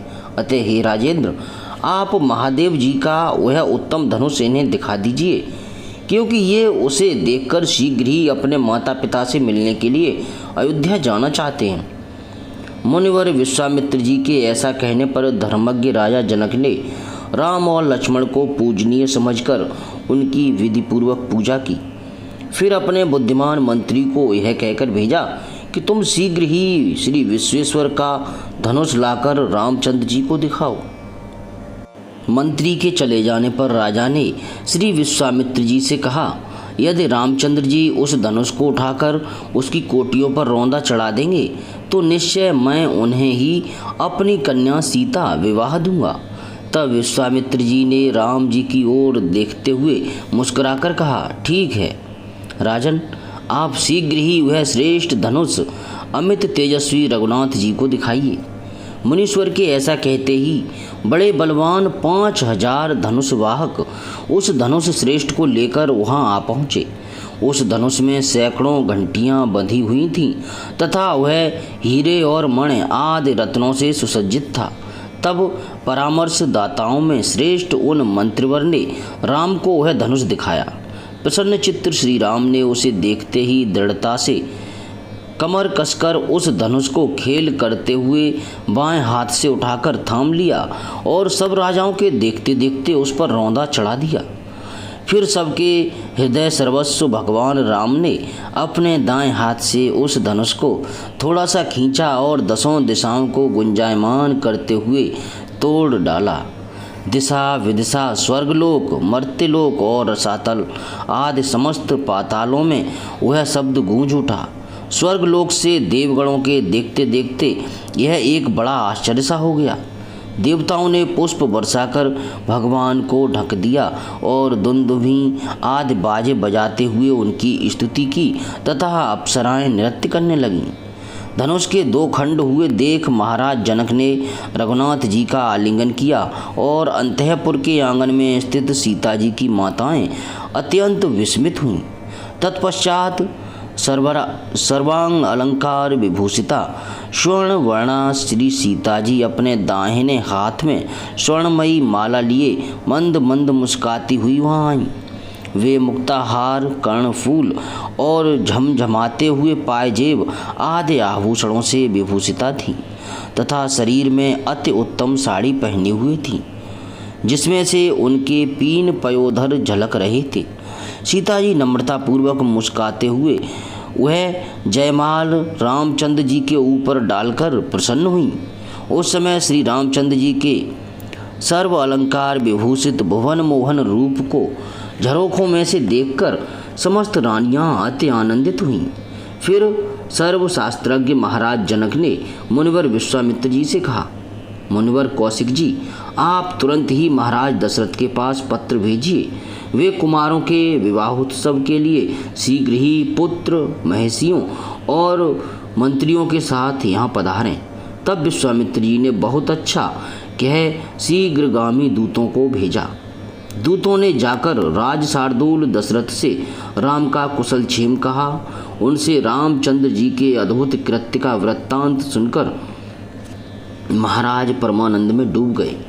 फिर आपने मिथिलापुरी को चलने के लिए शीघ्रता करते हुए मंत्रियों से कहा, हाथी, घोड़े, रथ और पदातियों के सहित सब लोग मिथिलापुरी को चलो। मेरा रथ भी तुरंत ले आओ, देरी न करो। मैं भी आज ही चलूँगा। अग्नियों के और अरुंधति के सहित मेरे गुरु मुनि श्रेष्ठ भगवान वशिष्ठ जी राम की माताओं को लेकर सबसे आगे चलें। इस प्रकार सबका कूच करा एक विशाल रथ पर आरूढ़ हो राज ऋषि दशरथ जी बड़े दल बल के सहित शीघ्रता पूर्वक मिथिलापुरी को चले। रघुकुल तिलक दशरथ जी को आए हुए सुन महाराज जनक हर्ष पूर्वक पुरोहित सतानंद जी को ले उन्हें लेने गए और उन पूजनीय राजा का यथोचित रीत से सत्कार कर पूजन किया। तदनंतर लक्ष्मण के सहित राम जी ने पिता के चरणों में प्रणाम किया। तब राजा दशरथ ने प्रसन्न होकर राम से कहा, राम, आज बड़े भाग्य से मैं तुम्हारा विकसित कमल के समान मुख देख रहा हूँ। मुनिवर के अनुग्रह से सब प्रकार मेरा कल्याण ही हुआ है। ऐसा कह वे उन्हें पुनः पुनः हृदय से लगा और उनका मस्तक सूंघ अत्यंत हर्ष से मानो ब्रह्मानंद में डूब गए। तदनंतर महाराज जनक ने उन्हें रानियों और राजकुमारों के सहित समस्त भोग सामग्रियों से पूर्ण एक परम सुंदर महल में सुखपूर्वक ठहराया। फिर शुभ दिन में शुभ मुहूर्त और लग्न के समय धर्मज्ञ जनक जी ने भाइयों सहित राम को बुलाया और एक सर्व शोभा संपन्न विस्तीर्ण मंडप में, जिसमें रत्न जटित स्तंभ, सुंदर वितान, मनोहर तोरण और मोतियों के पुष्प और फल लगे हुए थे तथा जो स्वर्ण भूषण भूषित वेद पाठी ब्राह्मणों से खचाखच भरा हुआ था और सुंदर वस्त्र धारण किए निष्कंठी अर्थात सुहागिन नारियों से समाकुल था। श्री रामचंद्र जी को एक दिव्य रत्न जटित स्वर्ण सिंहासन पर बैठाया। उस समय भेरी और दुंदुभी आदि बाजों तथा नृत्य और गान आदि का बड़ा तुमुल कोलाहल हो रहा था। तब पुरोहित सतानंद ने श्री वशिष्ठ और विश्वामित्र जी का क्रम से पूजन कर उनको रामचंद्र जी के दोनों ओर बैठा दिया। फिर वहाँ विधि पूर्वक अग्नि प्रज्वलित की गई तथा नाना रत्न विभूषिता सीता को साथ लेकर महारानी सहित महाराज जनक जी कमल नयन राम जी के पास आए और विधि पूर्वक उनके चरण धोकर अपने सिर पर चरणों तक रखा, जिसे शिव, ब्रह्मा और अन्य मुनिजन भी सदा अपने मस्तक पर धारण करते हैं। फिर सीता जी का हाथ पकड़कर उसे जल और चावल सहित पाणी ग्रहण की विधि से प्रीतिपूर्वक श्री रामचंद्र जी के कर कमलों में दे दिया और कहा, रघुश्रेष्ठ, मैं स्वर्ण और मुक्ता आदि से विभूषिता अपनी पुत्री कमल लोचना सीता आपको सौंपता हूँ, आप प्रसन्न होइए। इस प्रकार सीता जी को प्रसन्न चित्त से श्री रामचंद्र जी के कर कमलों में सौंपकर जनक जी ऐसे आनंद मग्न हो गए जैसे क्षीर सागर श्री विष्णु भगवान के कर कमलों में लक्ष्मी को सौंपकर हुआ था। फिर उन्होंने प्रसन्नतापूर्वक अपनी और सी कन्या उर्मिला लक्ष्मण जी को विवाह दी तथा अपने भाई की पुत्रियां मांडवी और श्रुतकीर्ति क्रम से भरत और शत्रुघ्न को दी। इस प्रकार सुलक्षण संपन्न चारों भाई पत्नियों के सहित साक्षात दूसरे लोकपालों के समान अपने प्रकाश से सुशोभित हुए। तदनंतर मिथिलापति महाराज जनक ने पुत्री जानकी के विषय में देवर्षि नारद ने जो कुछ कहा था वह सब वृत्तांत वशिष्ठ और विश्वामित्र जी को सुनाया। वे बोले, एक बार मैं यज्ञ भूमि की शुद्धि के लिए हल जोत रहा था। उसी समय मेरे हल के सीता अर्थात अग्रभाग से यह शुभ लक्षणा कन्या प्रकट हुई। उस समय मैंने इसे देखा और इसमें मुझे पुत्रीवत प्रीति हुई, इसलिए मैंने इस चंद्रमुखी को अपनी प्रिय पत्नी को सौंप दिया। एक दिन जब मैं एकांत में बैठा हुआ था, मेरे पास महर्षि नारद जी अपनी महती नाम की वीणा बजाते हुए और सर्वव्यापक श्री हरि का गुणगान करते हुए आए। मेरे पूजा सत्कार आदि कर चुकने पर वे सुखपूर्वक बैठकर प्रसन्नतापूर्वक मुझसे बोले, राजन, अपने कल्याण का कारण रूप यह परम गुप्त वचन सुनो। परमात्मा ऋषिकेश भक्तों पर कृपा, देवताओं की कार्य सिद्धि और रावण का वध करने के लिए माया मानव रूप से अवतीर्ण होकर राम नाम से विख्यात हुए हैं। वे परमेश्वर अपने 4 अंशों से दशरथ के पुत्र होकर अयोध्या में रहते हैं और इधर योग माया ने तुम्हारे यहाँ सीता के रूप से जन्म लिया है। अतः तुम प्रयत्नपूर्वक इस सीता का पाणी ग्रहण रघुनाथ जी के साथ ही करना और किसी से नहीं, क्योंकि यह पहले से ही परमात्मा राम की ही भार्या हैं। ऐसा कहकर देवर्षि नारद जी आकाश मार्ग से चले गए। तब से इस सीता को मैं विष्णु भगवान की भार्या लक्ष्मी ही समझता हूँ। फिर यह सोचते हुए कि शुभ लक्षणा जानकी को किस प्रकार रघुनाथ जी को दूँ, मैंने एक युक्ति विचारी। पूर्व काल में श्री महादेव जी ने त्रिपुर असुर को भस्म करने के लिए यह धनुष मेरे दादा के यहाँ धरोहर के रूप में रखा था। मैंने यह सोचकर कि सीता के पाणी ग्रहण के लिए सबके गर्भनाशक इस धनुष को ही पर्ण अर्थात बाजी बनाना चाहिए, वैसा ही किया। हे मुनिश्रेष्ठ, आपकी कृपा से यहाँ कमल नयन राम जी धनुष देखने आ गए, इससे मेरा मनोरथ सिद्ध हो गया। हे राम, आज मेरा जन्म सफल हो गया। जो मैं सूर्य के समान दैदीप्यमान और सीता के साथ एक आसन पर विराजमान आपको देख रहा हूँ। प्रभु, आपके चरणों तक को सिर पर धारण करके ही ब्रह्मा जी सृष्टि चक्र के प्रवर्तक हुए हैं।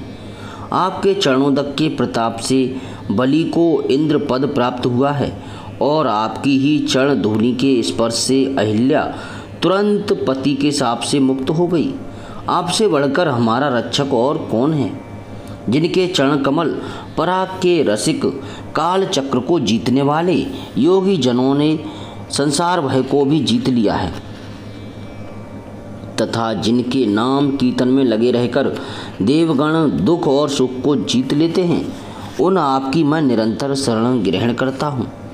महात्मा रघुनाथ जी की इस प्रकार स्तुति कर महाराज जनक ने उन्हें दहेज में 100 करोड़ दीनार अर्थात स्वर्ण मुद्रा, 10,000 रथ, 10 लाख घोड़े, 600 हाथी, 1 लाख पदाती और 300 दासियां दी तथा सीता जी को भी पुत्री वत्सल जनक जी ने प्रेम पूर्वक अनेकों दिव्य वस्त्र तथा मोती और रत्न जटित उज्ज्वल हार दिए। तदनंतर उन्होंने वशिष्ठ आदि की पूजा की। फिर भरत, लक्ष्मण, शत्रुघ्न और राजा दशरथ का धन दान आदि से यथोचित सत्कार कर रघुश्रेष्ठ महाराज दशरथ को विदा किया। फिर माताओं ने रोती हुई सीता को गले लगा नेत्रों में जल भरकर, वत्से तुम सासू की सेवा करती हुई सदा रामचंद्र जी की अनुगामिनी रहे, पतिव्रत धर्म का अवलंबन कर सुखपूर्वक रहना। तदनंतर रघुकुल तिलक श्री रघुनाथ जी के कूच करते समय भेरी, मृदंग, आनक और तूर्य आदि बाजों का घोष, आकाश में देवताओं के बजाए हुए भेरी, झांझ और तूर्य आदि के शब्द मिलकर प्राणियों को भय उपजाने वाला हुआ।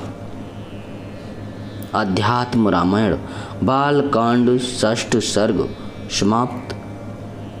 जय श्री राम। 7वां सर्ग परशुराम जी से भेंट। श्री महादेव जी बोले, श्री रामचंद्र जी के मिथिलापुरी से 3 योजन चले जाने पर नृपश्रेष्ठ दशरथ जी ने अत्यंत घोर अपशकुन देखे। तब उन्होंने वशिष्ठ जी को प्रणाम करके पूछा, मुनिश्रेष्ठ, क्या कारण है कि चारों ओर भयंकर अपशकुन दिखाई दे रहे हैं? वशिष्ठ जी ने कहा, इन अपशकुनों से किसी आगामी भय की सूचना होती है, किंतु साथ ही यह भी सूचित होता है कि फिर शीघ्र ही अभय प्राप्त होगा। क्योंकि देखो, तुम्हारी दाईं ओर शुभ सूचक मृगगण जा रहे हैं। वशिष्ठ जी के ऐसा कहते ही बड़ा प्रचंड वायु चलने लगा। उसने धूली बरसाकर सबके नेत्रों को मूंद दिया। फिर उन्होंने चलते चलते तेज का पुंज अपने सम्मुख उपस्थित हुआ देखा। फिर उन्होंने करोड़ों सूर्यों के समान तेजस्वी, विद्युत पुंज के समान प्रभा संपन्न, महाप्रतापी, तेजो राशि, नील मेघ की सी आभा वाले, उन्नत काय, जटाजूटधारी, हाथ में धनुष और परशु लिए, प्राणियों का नाश करने वाले साक्षात काल के समान परशुराम जी को आते देखा। उन्होंने देखा कि कार्तवीर्य का वध करने वाले और गर्वीले क्षत्रियों का मान मर्दन करने वाले परशुराम जी, जो दूसरे यमराज के समान हैं, महाराज दशरथ के सामने खड़े हैं। उस समय महाराज दशरथ उन्हें देखते ही भयभीत हो गए और अर्घ्य आदि से उनकी पूजा करना भूलकर रक्षा करो ऐसा कहकर पुकारने लगे और दंडवत प्रणाम करके बोले, मुझे पुत्र के प्राणों का दान दीजिए।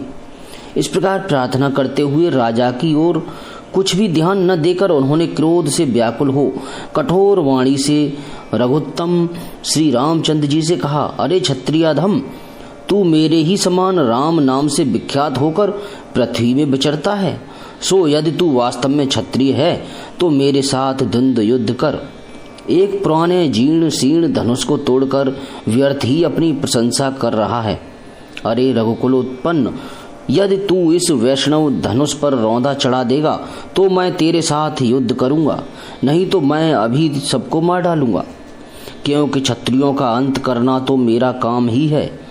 परशुराम जी के ऐसा कहने पर पृथ्वी बारंबार कांपने लगी और सबके नेत्रों के सामने अंधकार छा गया।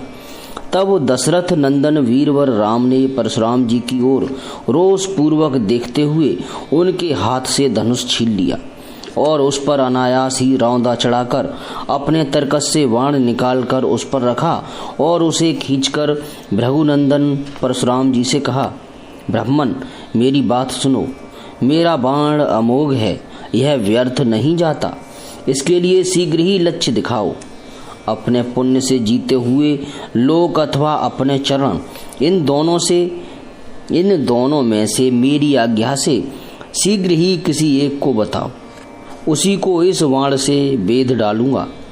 अब तुम इस लोक या परलोक में कहीं नहीं जा सकते। अब तुम्हारे साथ मेरा जो कुछ कर्तव्य है वह तुम मेरी आज्ञा से शीघ्र ही बताओ। रामचंद्र जी के ऐसा कहने पर भृगुनंदन परशुराम जी का मुख मलिन हो गया। फिर उन्होंने पूर्व वृत्तांत को स्मरण कर यह कहा, हे राम, हे महाबाहो, मैंने आप परमेश्वर को जान लिया। आप साक्षात संसार की उत्पत्ति, स्थिति और प्रलय के कारण पुराण पुरुष भगवान विष्णु हैं।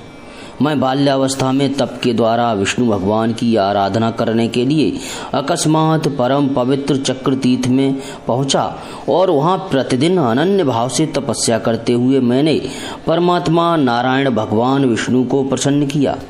हे रघुश्रेष्ठ, उस समय शंख चक्र गदाधारी प्रसन्नवत देवेश्वर विष्णु ने मुझसे प्रसन्न होकर कहा। श्री भगवान बोले, हे ब्राह्मण, तपस्या छोड़कर खड़े हो। तुम्हारा महान तप सफल हो गया। तुम मेरे चिदंश से युक्त होकर जिसके लिए यह तपस्या करने का कष्ट उठाया है, उस पितृघाती है श्रेष्ठ कार्तवीर का वध करो और फिर 21 बार समस्त क्षत्रियों को मारकर संपूर्ण पृथ्वी कश्यप जी को दे शांति लाभ करो। मैं अविनाशी परमात्मा त्रेता युग में दशरथ के यहाँ राम नाम से जन्म लूंगा। उस समय मेरी परम शक्ति सीता के सहित तुम मुझे वहाँ देखोगे। तब पहले इस समय तुम्हें दिया हुआ अपना तेज मैं फिर ग्रहण कर लूंगा। तब से तुम तपस्या करते हुए कल्प अंत पर्यंत पृथ्वी में रहोगे। ऐसा कहकर भगवान विष्णु अंतर्धान हो गए और मैंने जैसा उन्होंने कहा था वैसा ही किया। हे राम, आप वही विष्णु हैं। ब्रह्मा की प्रार्थना से आपने जन्म लिया है। आपका जो तेज मुझ में स्थित था वह आज आपने फिर ले लिया। हे प्रभु, आज मेरा जन्म सफल हो गया जो मैंने आपको पहचान लिया, क्योंकि आप तो ब्रह्मा आदि से भी अप्राप्य और प्रकृति से भी परे माने गए हैं।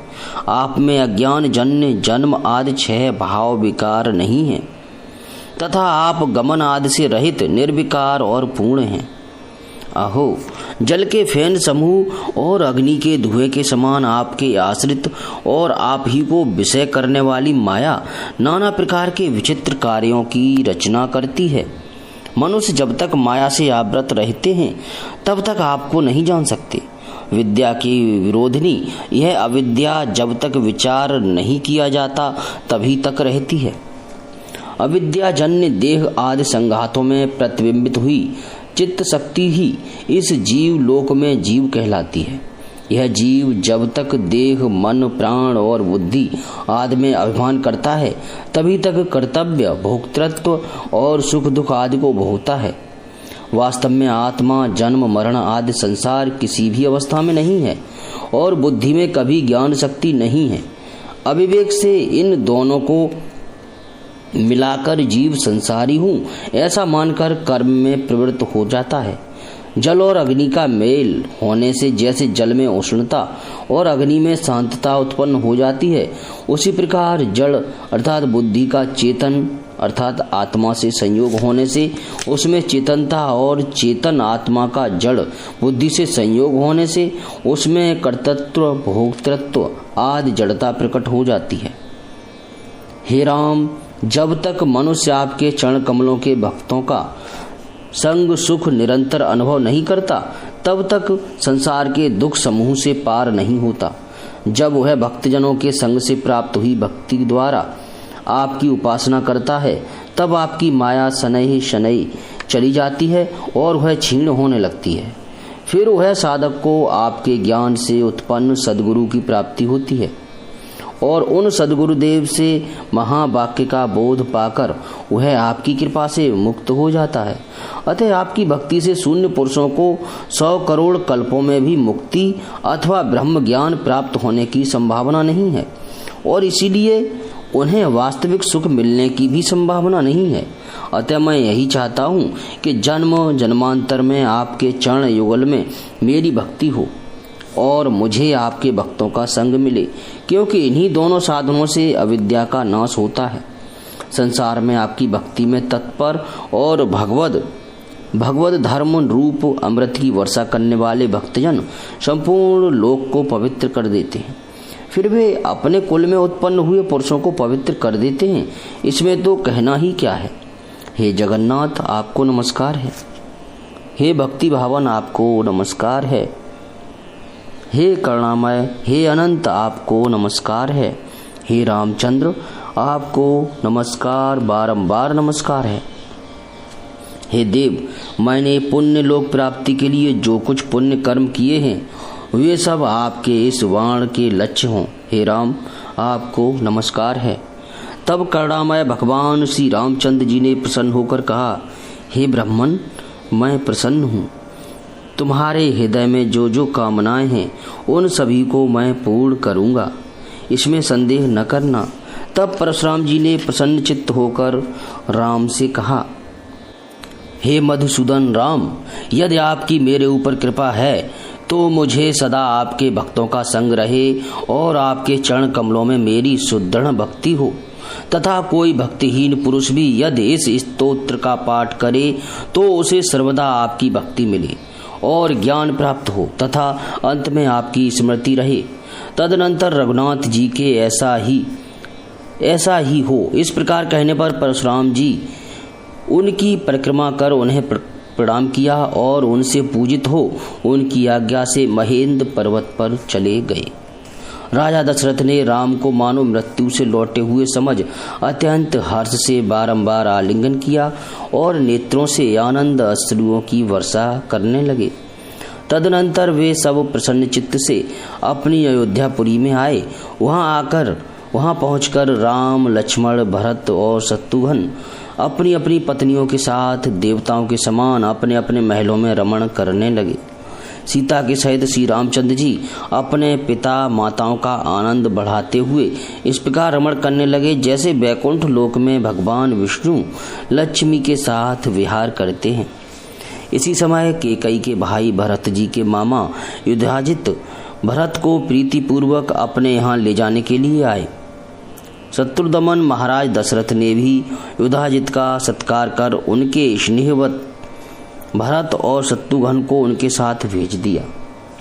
तदुपरांत देवी कौशल्या राम और सीता के सहित इस प्रकार सुशोभित हुई जैसे पुलोम पुत्री सची और इंद्र के सहित देव माता अदिति शोभायमान होती हैं, जिनके गुणगण ब्रह्मा आदि सकल लोकपालों में प्रसिद्ध हैं, जिनकी कीर्ति संपूर्ण लोकों में गाई जाती है, जो सारे मनुष्यों के आनंद समूह की मूर्ति हैं, जो नित्य शोभाधाम निर्विकार अनंत वैभव और सदा मायातीत होकर भी माया कार्यों का अनुसरण करते हुए सदा मनुष्य के समान प्रतीत होते हैं।